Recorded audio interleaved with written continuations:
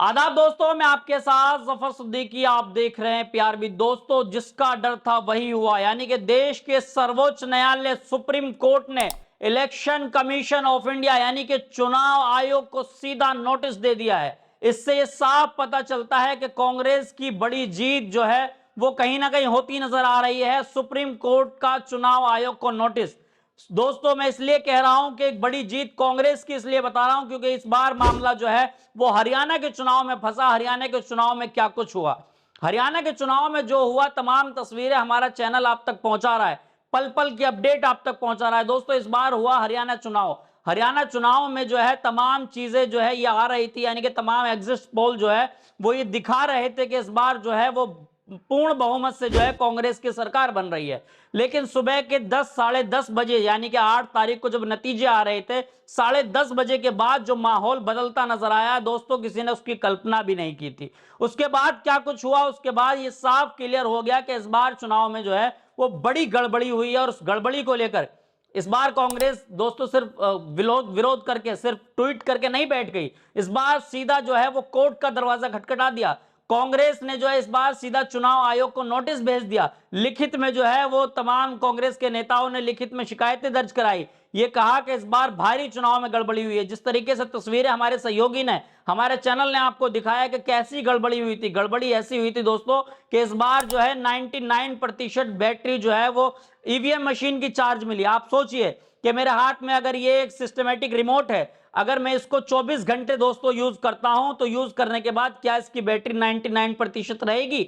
नहीं रहेगी। तो इसी तरीके से जबकि 8 से 10 घंटे से 12 घंटे तक जो चुनाव हुआ, उसके बाद जब वो ईवीएम मशीन स्ट्रांग रूम में रखी गई तो दोस्तों उसकी 99% बैटरी आखिर कैसी मिली? अगर उसकी बैटरी में ये इस तरह का डाउट हुआ, लेकिन उसके बाद फिर डाउट इसलिए क्लियर हुआ कि उन तमाम मशीनों में से जो है जो वोट निकले वो भाजपा के समर्थक के वोट निकले।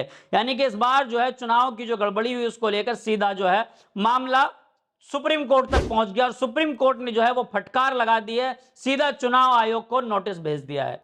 हरियाणा में चुनाव हारने के बाद फिर कई जगह जो है ईवीएम का जिन जो है वो उठ गया।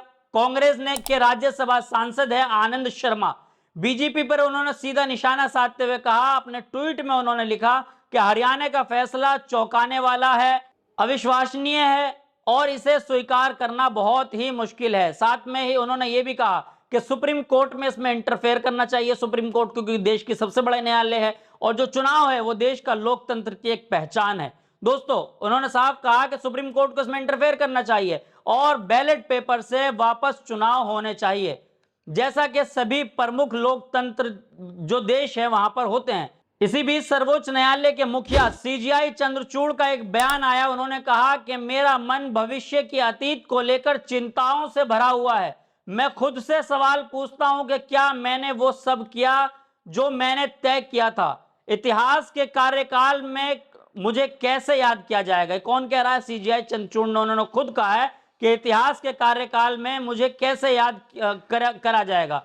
ये बयान भी चंद्रचूड़ का है कि मैं अपनी सही जिम्मेदारी मैंने निभाई या नहीं, इस बात की आशंका जो है वो चंद्रचूड़ को खुद सता रही है कि देश की जो बड़ी जिम्मेदारी मेरे कंधों पर दी गई थी, क्या मैं उस जिम्मेदारी में खरा उतरा हूं या फिर नहीं। सोचिए दोस्तों, कोई छोटा व्यक्ति नहीं है। देश की सबसे बड़ी अदालत जो है यानी कि सीजीआई चंद्रचूड़ इस बात को कह रहे हैं कि क्या मुझे इस बात का जो है मतलब ये दिल में ये बात आ रही है, मैं इसको लेकर अतीत हूं, यानी कि मैं इसको लेकर सोच रहा हूं कि मैंने अपनी जिम्मेदारी पूरी की है नहीं की है। यानी कि जो लगातार लोग, पूरे देश भर के लोग जो है वो सीजीआई पर सवाल उठाते थे, साफ कह रहे थे कि चंद्रचूड़ साहब जो है वो एक ईमानदार व्यक्ति है, एक ईमानदार जज है देश के, लेकिन देश के बहुत सारे मामला ऐसे हुए जहां पर जो है किस तरह की कोई प्रतिक्रिया नहीं आई, तो वहां पर जो है कहीं ना कहीं लोग उन पर सवाल उठा रहे थे। तो इस चीज को लेकर उनका यह बयान आया है। जिस तरीके से इलेक्शन कमीशन ऑफ इंडिया को यह नोटिस सौंपा गया है, कहीं ना कहीं इस नोटिस के माध्यम से यह शायद मैसेज मिल रहा है कि शायद चंद्रचूड़ जी ने एक बड़ा फैसला लिया है और हो सकता है कि इस नोटिस के बाद इलेक्शन कमीशन ऑफ इंडिया अपना जवाब तलब कराए।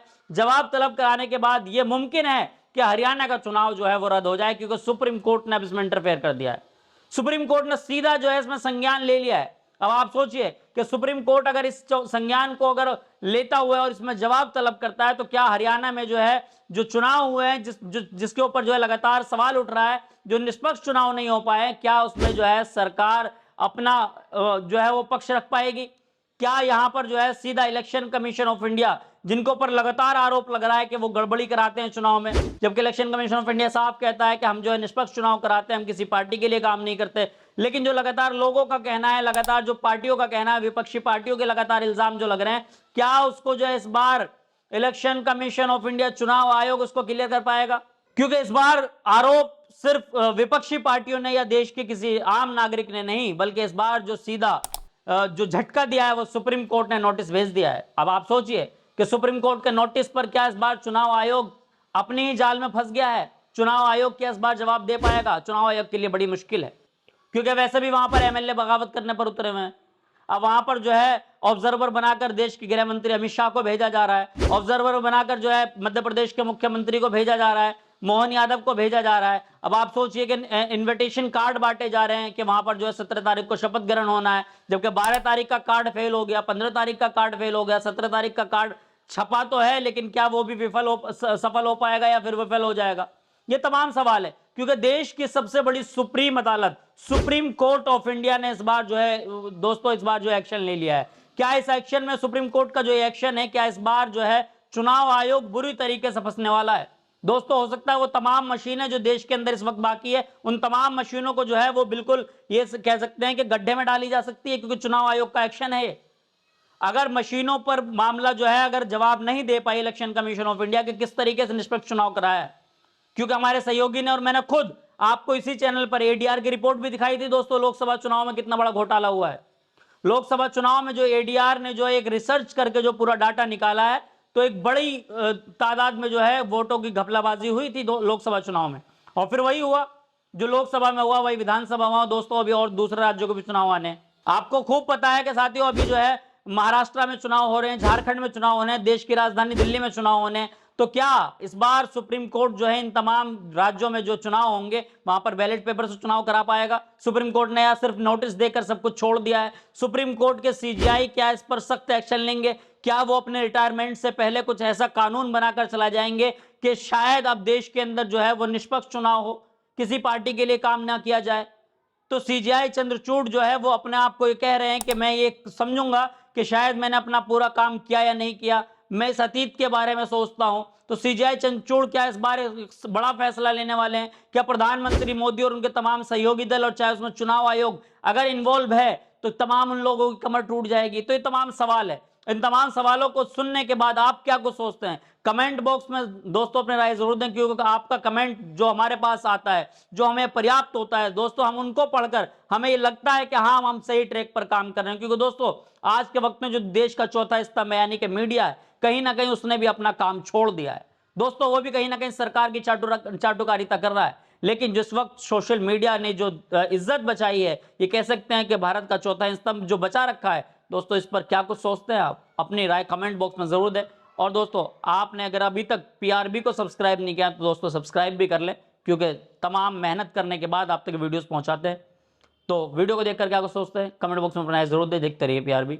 जब तक लेता हूं आपसे अलविदा।